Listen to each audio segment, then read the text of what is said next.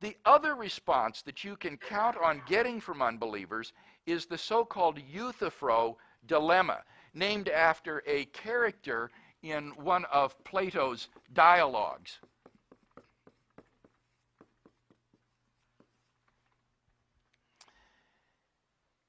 It basically goes like this. Is something good because God wills it? Or does God will something because it's good? If you say that something is good because God wills it, then what is good becomes arbitrary.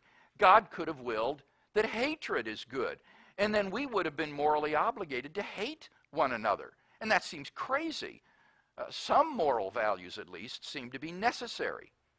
But if you say that God wills something because it is good, then what is good or bad is independent of God. In that case, moral values and duties exist independently of God, which contradicts premise 1. Well, fortunately, we don't need to refute either horn of the Euthyphro dilemma, because the dilemma that it presents is a false dilemma. There's a third alternative, namely, God wills something because He is good. Now, what do I mean by that? I mean that God's own nature is the standard of goodness, and His commandments to us are expressions of His nature. In short, our moral duties are determined by the commands of a just and loving God. So, moral values are not independent of God because God's own character defines what is good. God is essentially compassionate, fair, kind, impartial, and so on. So His nature is the moral standard determining good and bad. His commands necessarily reflect His moral nature. Therefore, they are not arbitrary. When the atheist demands, if God were to command child abuse, would we be obligated to abuse our children? He's asking a question like, if there were a square circle, would its area be the square of one of its sides? There is no meaningful answer because what it supposes is logically incoherent. So the Euthyphro dilemma presents us with a false choice, and we shouldn't be tricked by it. The morally good or bad is determined by God's nature, and the morally right or wrong is determined by His will. God wills something because He is good, and something is right because God wills it. This view of morality has been eloquently defended in our day by such eminent philosophers as Robert Adams, William Alston, and Philip Quinn. Yet atheists continue to attack the straw man erected by the Euthyphro dilemma. In the recent Cambridge Companion to Atheism, published in 2007, for example, the article on God and morality, written by a prominent ethicist, refers neither to the work of these scholars nor to the alternative that I've just explained, but it attacks only the view that God arbitrarily made up moral values, a straw man which no one in my acquaintance defends today.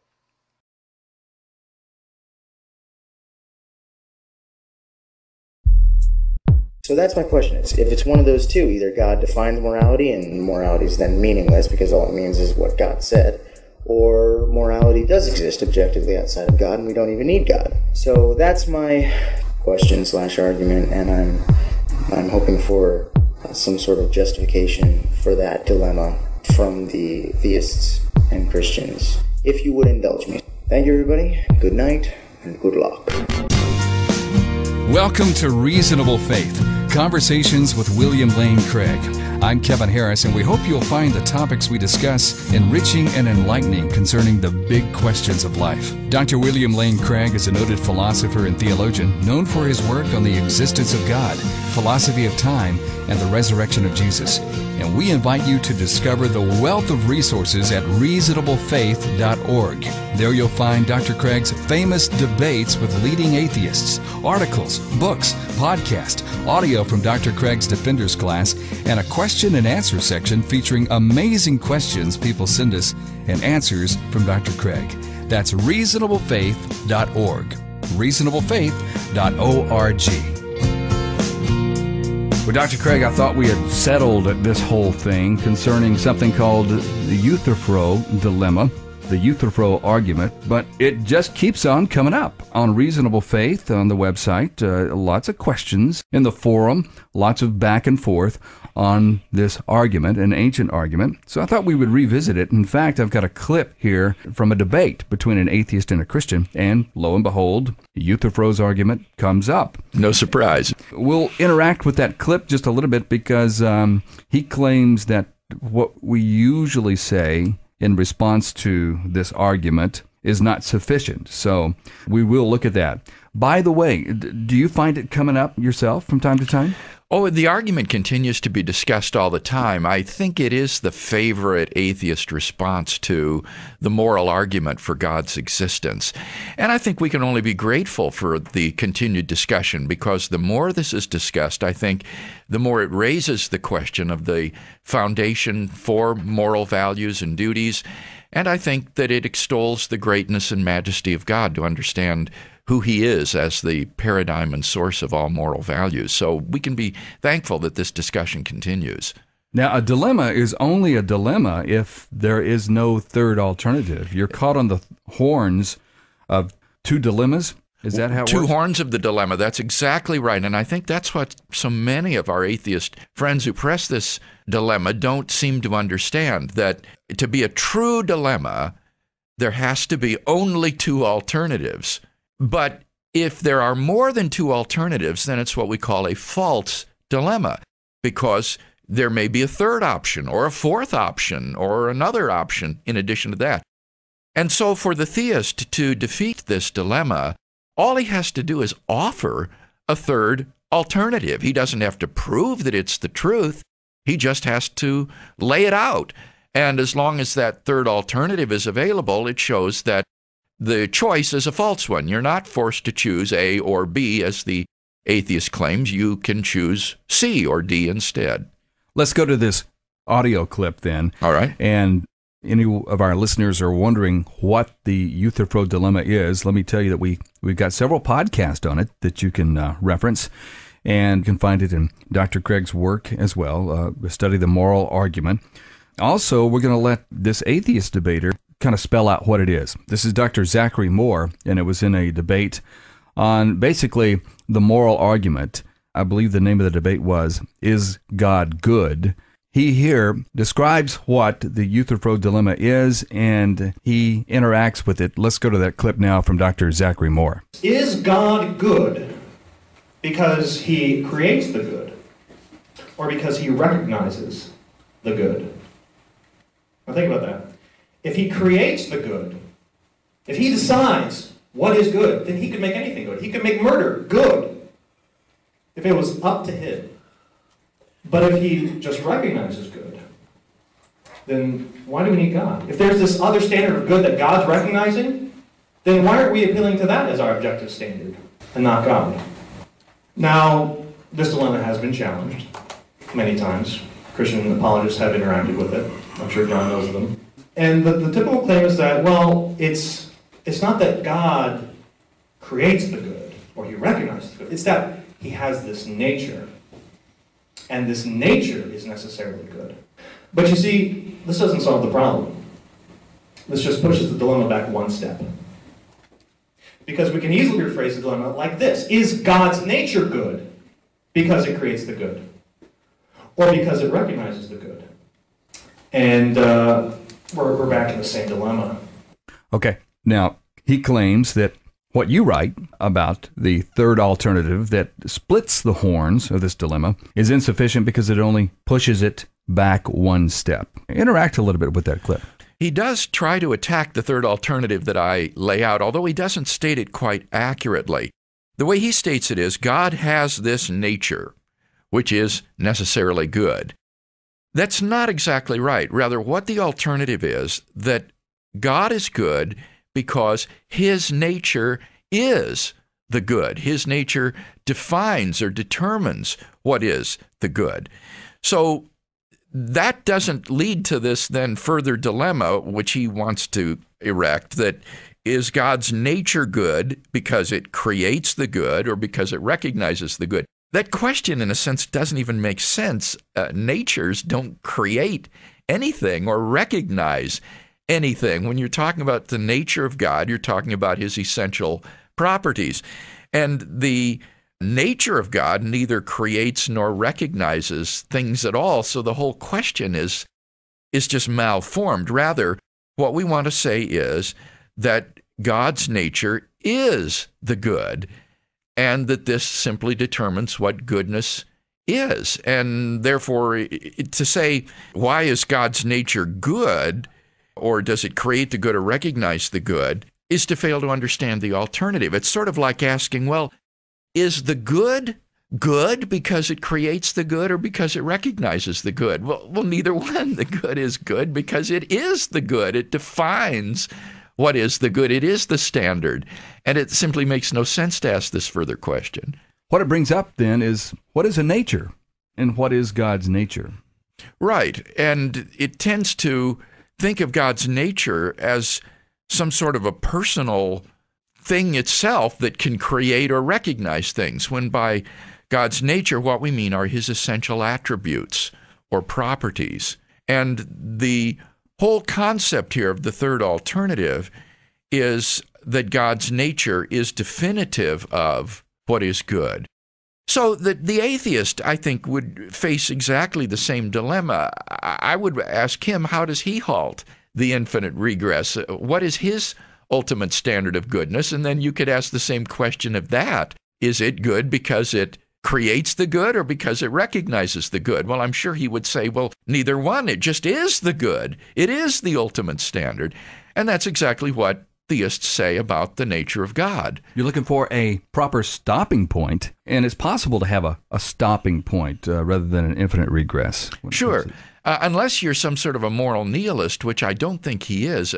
He believes that there are objective values, right and wrong. Mm-hmm. And so he, as an atheist, will face exactly the same question. What is your stopping point that is definitive of what is good and evil?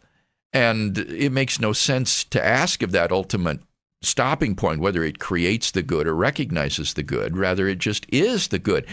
And the question then will be, is your ultimate stopping point a plausible stopping point? And I think that for the theist, we have a plausible stopping point in God because God is the metaphysical ultimate. There is nothing beyond God, nothing higher than God by definition. And moreover, God, by definition, is a being that is worthy of worship.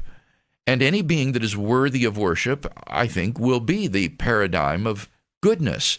So that by the very concept of God, this is a plausible stopping point. But any other stopping point based in some finite creature like humanity or rational consciousness or something like that, there the stopping point seems arbitrary. And we wonder, well, why is that the stopping point?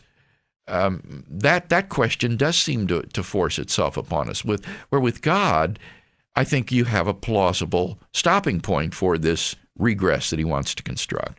Well, God's ultimate status provides that, it seems. I mean, he's ontologically, I think you said metaphysically, ultimate. Right. Yes, and the atheist agrees with that by definition, God is the metaphysically ultimate. If he exists, there's nothing beyond him. If something existed that were beyond God, were greater than God, then that would be God. So I think, as St. Anselm rightly saw, God is the greatest conceivable being by definition. So God is a plausible stopping point for serving as the ultimate standard of moral goodness, whereas any finite thing is not a plausible stopping point for that sort of question.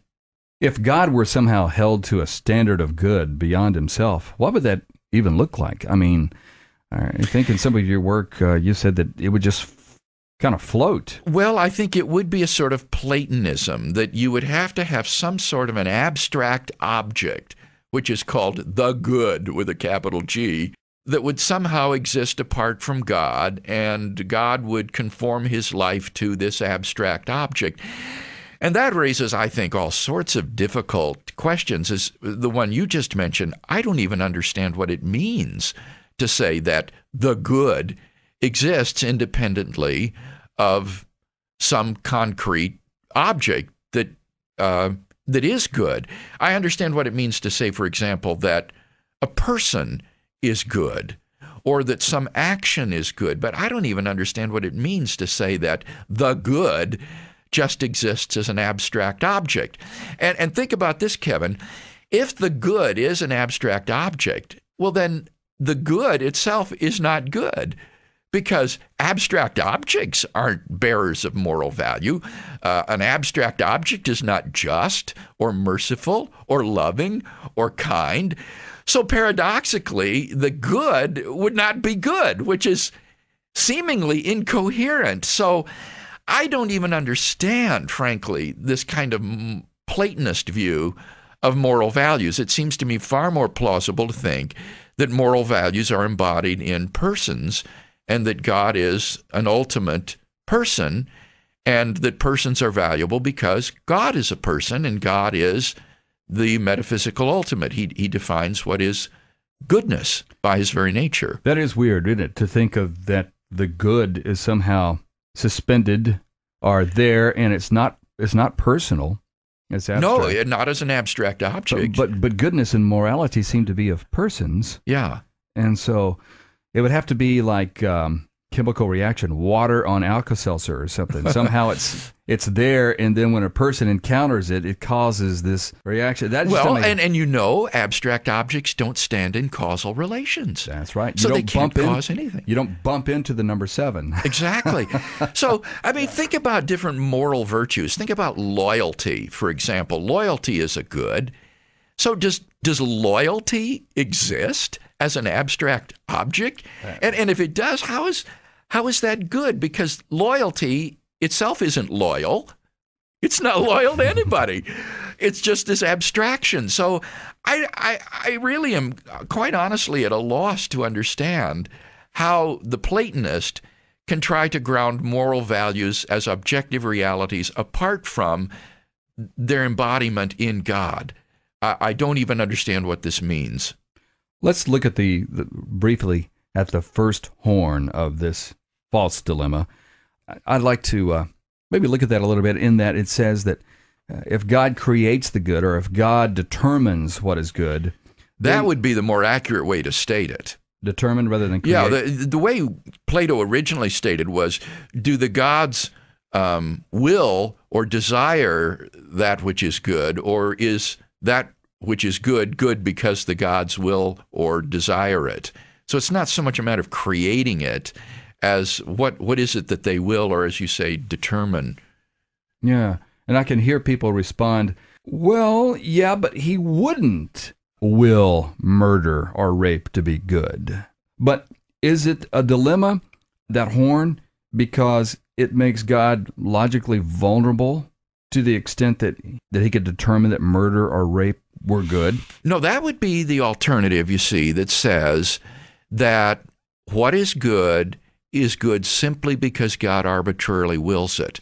And as I say, that isn't the classical theistic position. There have been theists that have defended that view. William of Ockham, for example, would be what we call a voluntarist. Mm-hmm. And voluntarists say that the good is simply determined by God's fiat, that he just wills whatever is good or evil, and that's all there is to it. Well, what's wrong with that? That's a good question. The objection is that makes morality arbitrary, in the sense that God could have willed that we should rape and murder and hate one another, and then we would have been morally obligated to do that. And that seems counterintuitive. Now, even if, I'm sorry to interrupt, Bill, but even if he had the ability to do that, because whatever he determines by fiat is the good, that doesn't mean that he will. No. But since he logically could Since it's arbitrary, that's problematic.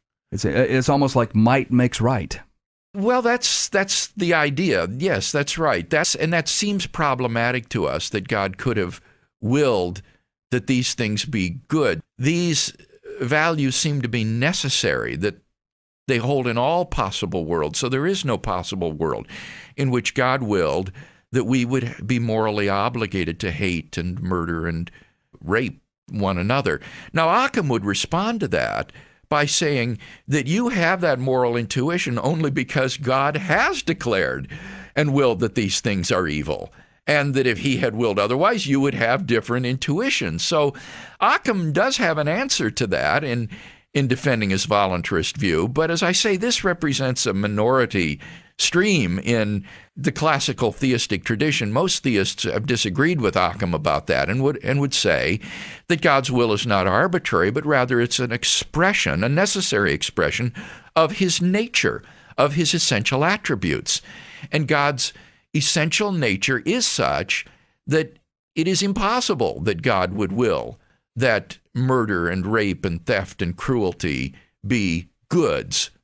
When you say moral Platonism, what is Platonism again? Well, Plato tried to solve the Euthyphro dilemma by saying that there is a thing called the good, which just exists as a sort of idea or abstract object. It would be similar to mathematical objects like, say, the perfect circle or the perfect triangle or the number 7. These things don't exist as concrete objects. They exist as abstract objects.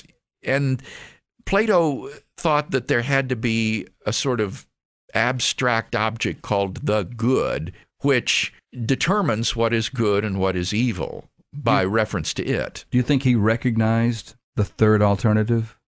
No, he doesn't seem to have recognized it at all. We've got to remember, this is before the influence of Judeo-Christian monotheism. This was in an age of polytheism, where the gods of which Plato spoke were finite, humanoid deities that were cavorting with one another, copulating with human beings, involved in war and hatred and rapine and so forth. I mean, these gods would not have been plausible stopping points for determining your moral good. So it's no wonder that Plato sought some sort of transcendent grounding for good beyond these finite humanoid deities that were part of the Greco-Roman pantheon of gods and goddesses.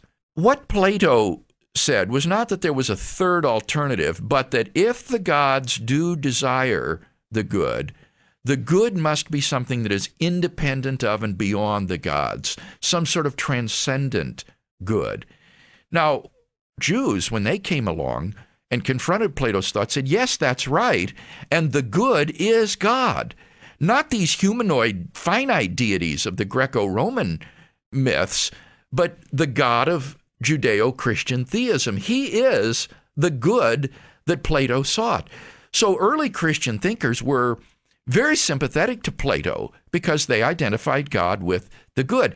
And I think they were quite right in doing so because, as I said, if you just take Plato's view that the good is not embodied in some concrete person or object, then as an abstraction, it's hard to understand how it can even exist or have any sort of moral properties itself. And here's another problem for this Platonic moral realism, thinking of the good as some sort of an abstract object. Namely, I don't see how that provides any source for moral duty or moral obligation. Our goal in crafting an ethical system is not just to have a standard for objective moral values, but also a basis for moral duty or moral obligation. Why am I obligated to do this? Why am I forbidden from doing that? What is the source of moral obligation or duty?